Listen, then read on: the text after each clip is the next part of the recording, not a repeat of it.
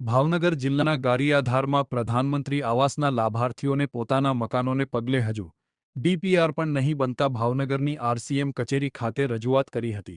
પ્રધાનમંત્રી આવાસના ડીપીઆરની કામગીરી પણ છેલ્લા 1.5 વર્ષ થવા છતાં પણ નહીં થતાં લાભાર્થીઓ દ્વારા આરસીએમ કચેરીને રજૂઆત કરવામાં આવી છે।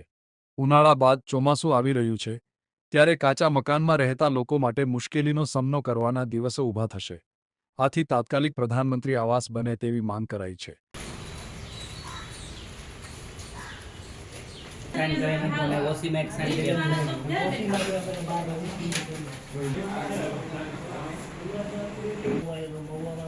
અગાઉ કેટલી સ્કીમ બનેલી, કેટલા મકાન એવા છે લોકો।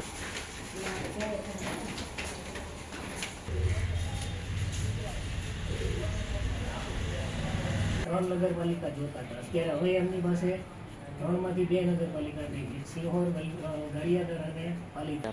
મારું નામ સોહિલ કુરેશી, ગામ ગારિયાધાર। અમે બધા પ્રધાનમંત્રી આવાસ યોજના લાભાર્થી, જેને 1.5 વર્ષ વીતી ગયા છતાં એક ડીપીઆર બન્યો નથી।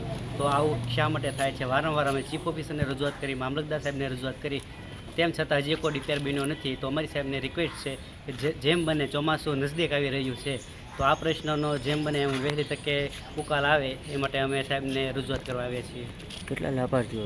70 થી 80 જણા લાભાર્થી આવ્યા છીએ, ગારિયાધારથી 80 કિલોમીટર દૂર।